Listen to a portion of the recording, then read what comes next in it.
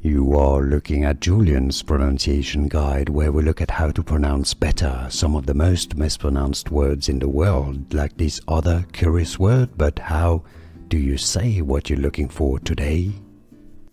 I love this word. Let's learn how to pronounce it. I know it makes it confusing. QU already always makes a pronunciation a bit confusing. It's simply pronounced quadrant.